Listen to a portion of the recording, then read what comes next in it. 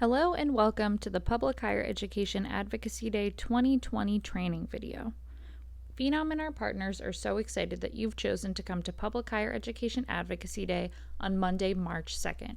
This is such an exciting day to bring together the voices of students, parents, educators, faculty, staff, and alumni from all across the state to demand justice for public higher education. This video will walk you through everything you need to know about Public Higher Education Advocacy Day. So let's get started. In this video, we'll go over 5 things. The first is what to expect on the day of. We'll go over the full schedule of the day. Then we'll talk about our asks and demands for our legislators. Every year we arrive with 3 main demands, and we'll go through each of them today.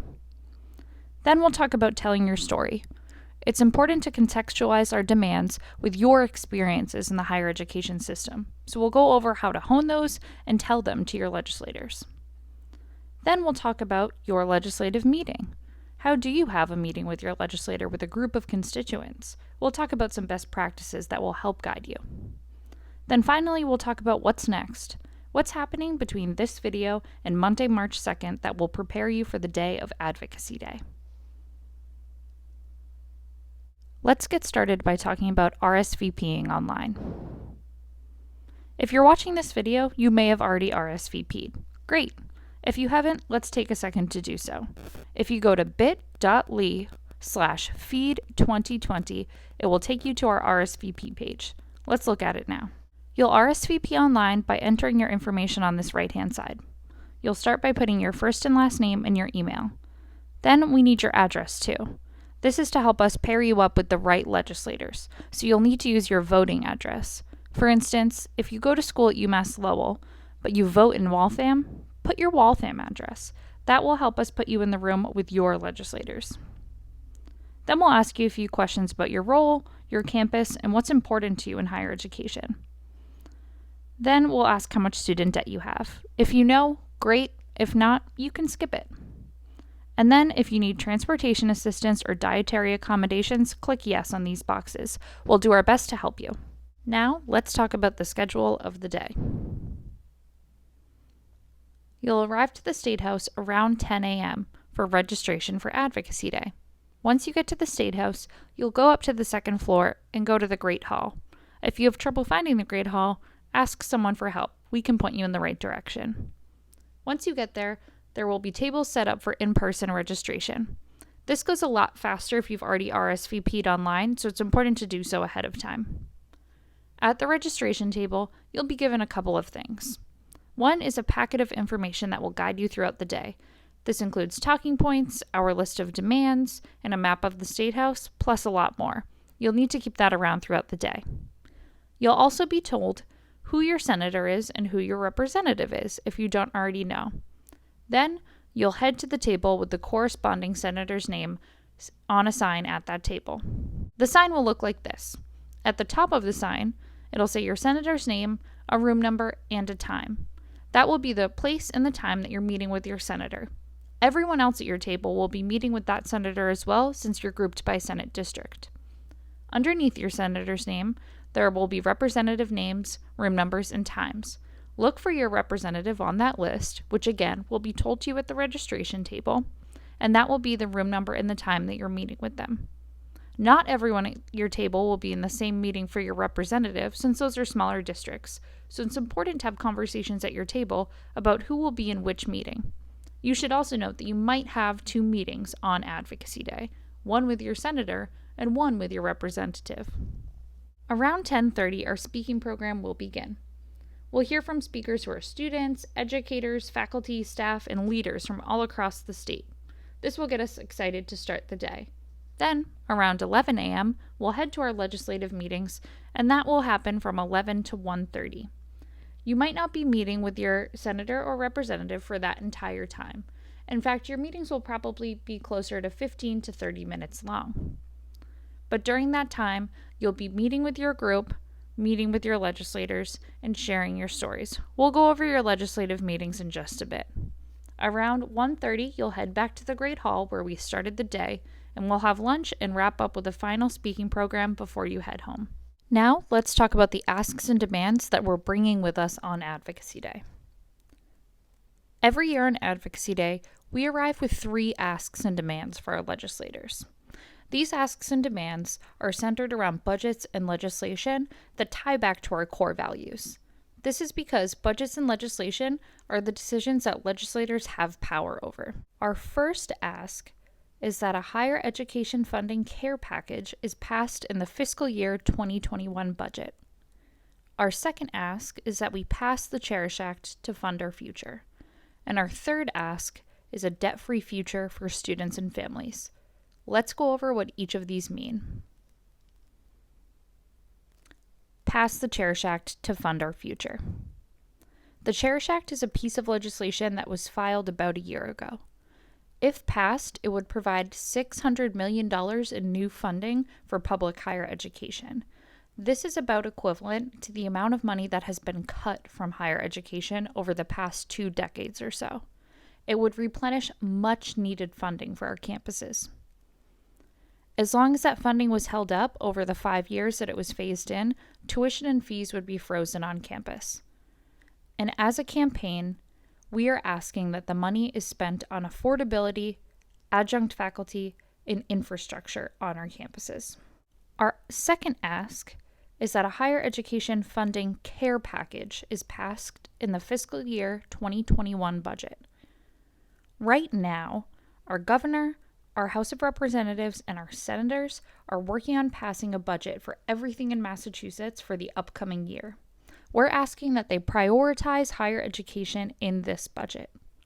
So the first thing we're asking for is that the first year of the Cherish Act, $120 million is included in the fiscal year 2021 budget.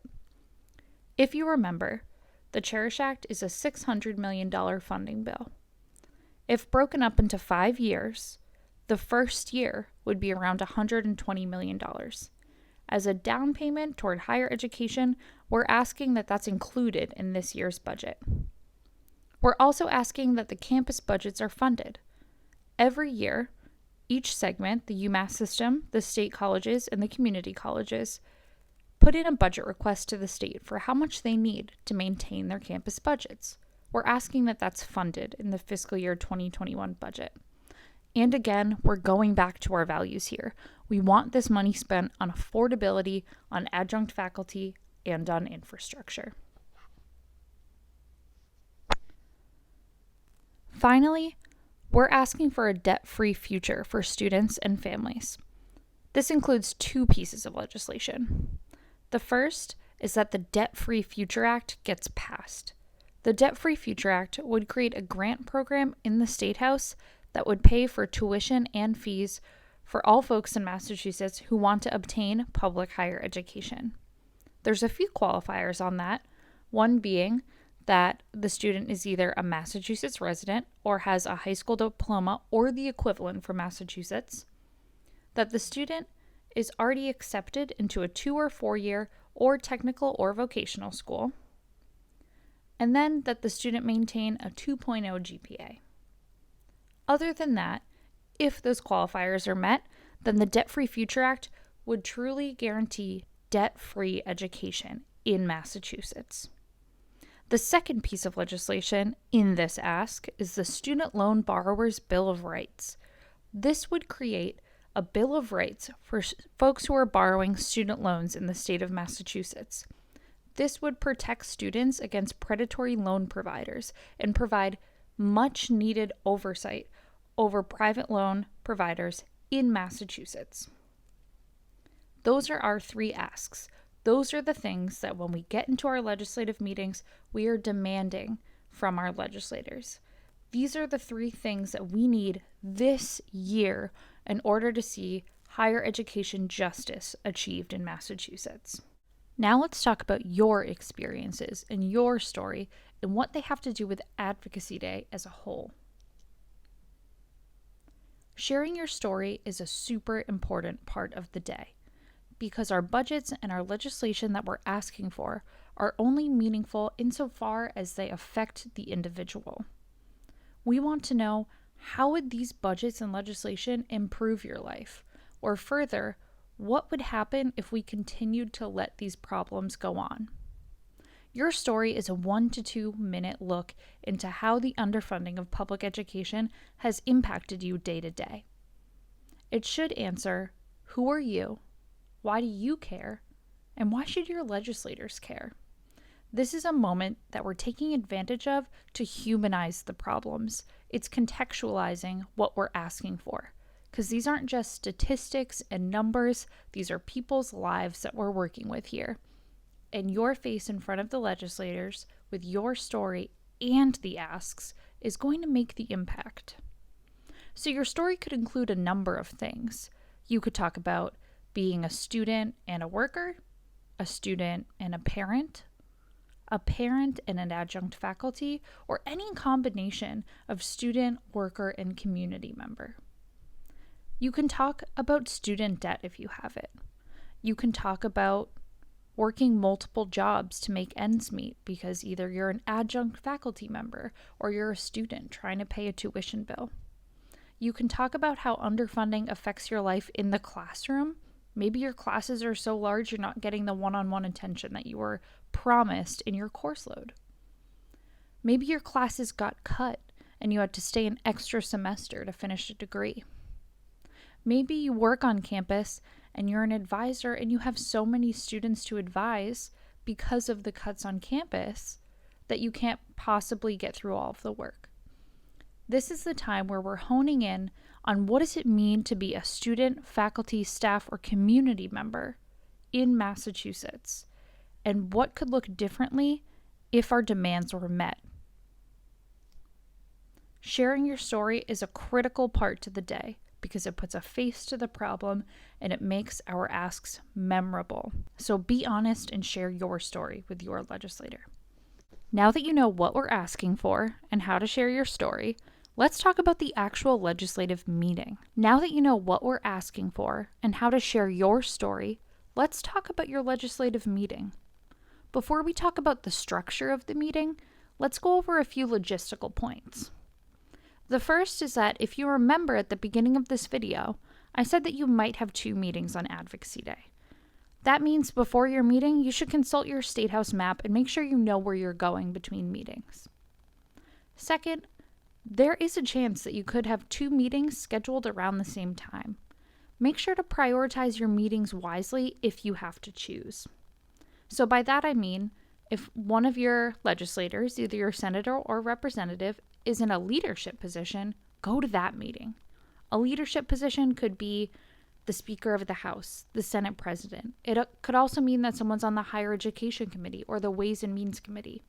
These are the folks who have decision-making power over our legislation, and you should prioritize them if you have to make a choice. Now, if neither of your legislators is in a leadership position and you have to choose between 2 meetings, go to the meeting that has the smaller number of constituents in it. Finally, the last note to make is that you might meet with legislative staff instead of a legislator. Legislative staff are folks who are with the legislators day in and day out. They are the ones who most consistently have the ears of our lawmakers. So talking to them is just as impactful as talking to your legislator. So don't be disappointed if you're meeting with a staff member or a legislative aide. Treat the meeting exactly the same. The only difference is in the follow-up and making sure your legislator got the information. Now let's take a look at the structure of the meeting. You should start your meeting with introductions. Have everyone in the room introduce themselves and say that they're a constituent. They should also mention if they're a student, a parent, an educator, a community member, a faculty member, or a staff member. Then someone should set the tone for the meeting to tell the legislator why you're here. So that could be something simple like, we're all here today to discuss some funding requests for public higher education. Just set the tone. Then, a couple of people in your meeting, most likely not all of you, will share your stories. So this is why it's important to talk to the folks ahead of time that are in your group. Pick a couple of people who are willing to share their 1 or 2 minute stories just to contextualize your asks. Then you'll move into making your asks. Those are the 3 demands that we already talked about. So you'll talk about the Cherish Act, you'll talk about the Budget Ask, and you'll talk about the Debt-Free Future Act. But make sure, after you bring up each of those things, that you're ending with a question. That question should be action-based. So you should ask your legislator, what are you doing to make sure the Cherish Act is passed? Or how are you going to make sure that higher education is prioritized in the budget? You want clear answers from your legislators.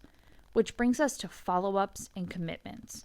Make sure that you're leaving that room with a commitment from your legislator, either to talk again, to speak with leadership, or to support the bills or budgets publicly. We want to make sure that our meetings are having impacts, and those impacts are turning into legislative action. You'll wrap up your meeting by thanking your legislator and then maybe snapping a photo with your group and your legislator. It's also important to have someone take detailed notes during your meeting. Write down quotes of what legislators say, write down commitments that they make, write down the name of the legislative staff that you meet with, write down all of the important information if you don't have an opportunity to record the meeting. Now let's talk about making those measurable asks. After you make your initial asks and your initial demands, you really want to follow up to make sure that your legislators commit to action. Some questions that you could ask before you leave your meeting are, will you speak to leadership about this bill? Will you post on social media about a higher education-friendly budget? Will you come to a community forum? How will you ensure that this passes? Make sure that you're leaving with a next step for you and your legislators. If you're meeting with someone who's already a champion of all of our bills, maybe they filed it, maybe they've gone on the record in favor of higher education, ask for more information. Ask, what's holding other people back from passing this legislation? If you're meeting with a legislator that is hesitant about passing our legislation, be sure to offer them resources. Make sure to ask, what can we give you so that you feel more informed?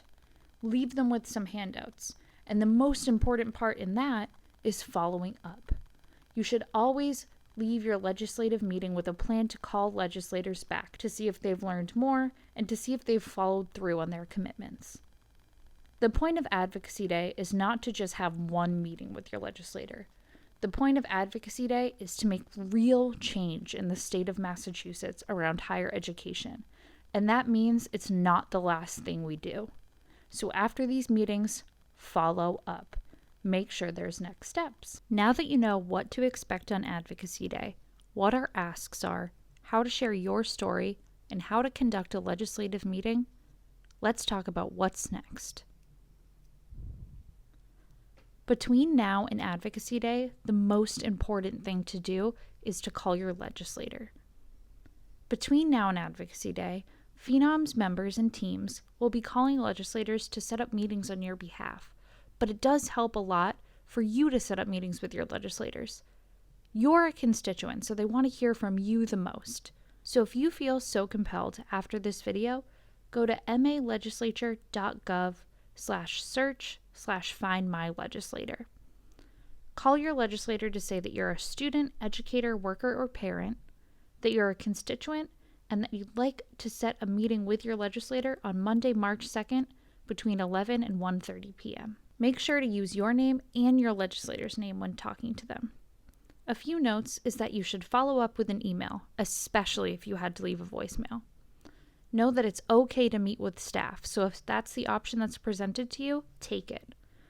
And then if you do schedule a meeting, reach out to Phenom at sydney@phenomonline.org to get in touch with our organizing director and let us know that you have a meeting set up with your legislator for Advocacy Day.